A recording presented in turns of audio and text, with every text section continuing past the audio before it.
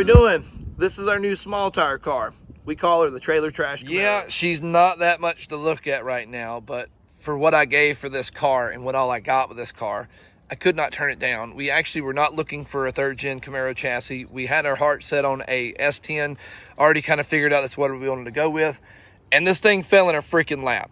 Let me tell you what. So knowing it might take us a little bit to find the right S10 chassis, I wanted to go ahead and pick up an LS, get it on the stand, get it set up the way that I wanted to, get ARPs put on it, know that it's where I want it to be.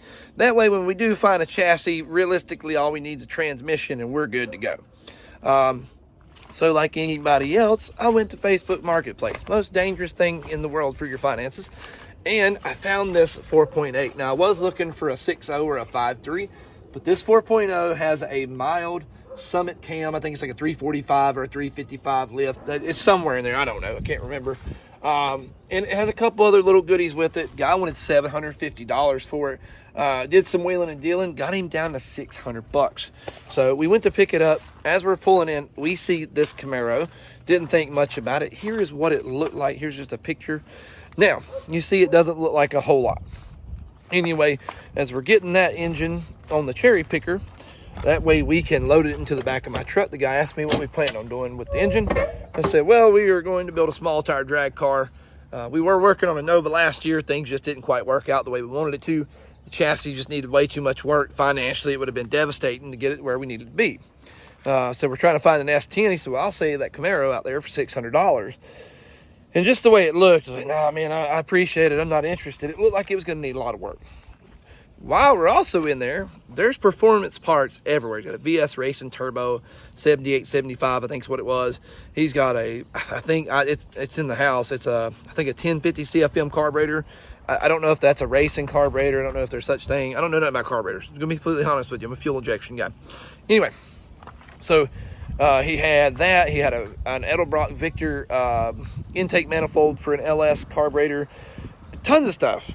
So I'm like, dude, I only brought $600 with me because, hey man, you want to look at any of that? I said, well, yeah, but I only have $600. I have to come up here, and I'll probably actually purchase some of this stuff off of you. Like, this is some pretty good stuff, and I have no intentions of using it at that moment. I just know I can turn a profit off of it. That sounds shitty, I know, but just being honest with you guys. Anyway, he's like, dude, I tell you what, if you want to come out and get it, I will give you everything. Now, there's more than I've mentioned. There, even some long tube headers back here. They're no names, but I've got like a factory LS ECU. There's all kinds of stuff. He's already got an oil pan set up for this car, everything. He says, I'll give you everything. And this fiberglass LA8 hood, I've already got rid of the factory hood. $1,200. I said, I'll be back to get it tomorrow.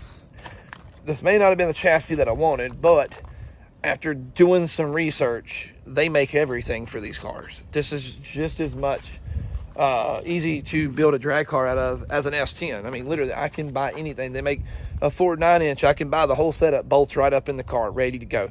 They make a tube chassis front end not far up the road from me in Statesville, North Carolina. That's already custom pre-bent to this car. I watched some people install that. I don't know that I might try that later, but they make custom front suspension, coilover kits, everything.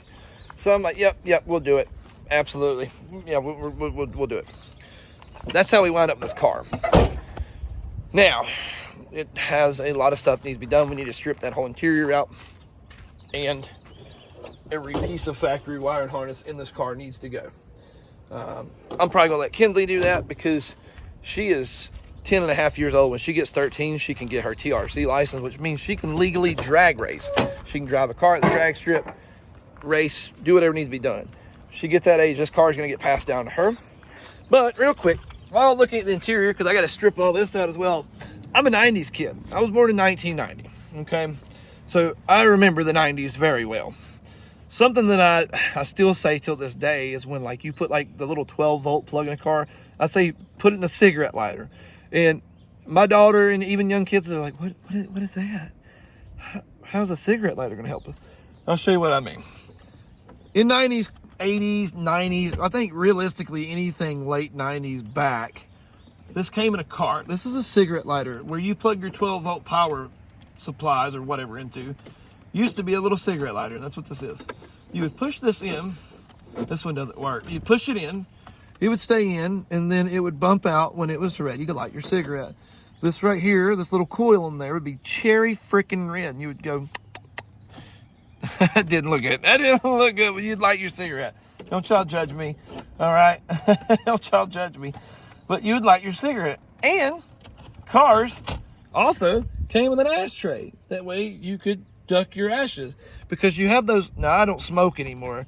But even when I smoked, I could never smoke in a car with the windows up.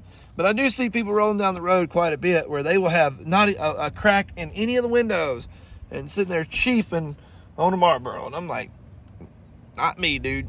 I am good.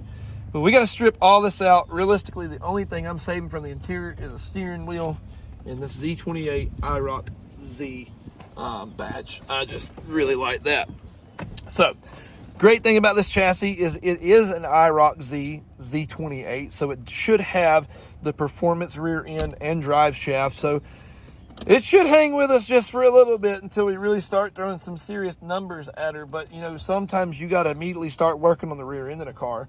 But being that this is a performance model, hopefully we can get a little, we can run it a little bit before we actually have to look at modifying it or replacing it. But we shall see. But this is our small tire car. You will be seeing a lot of it. You will be seeing Kinsley on the channel a lot more soon because I'm going to start letting her work on stuff. She knows kind of what she's doing, and she's excited about it. And once again, when she gets 13, this gets passed down to her. And I'll start building me another Nova. Hope you guys enjoyed the video. I know there wasn't a whole lot going on, although I did give you all a little bit of educational facts. And just for poops and giggles, that is not how I light a cigarette. When I say you light a cigar. But anyway,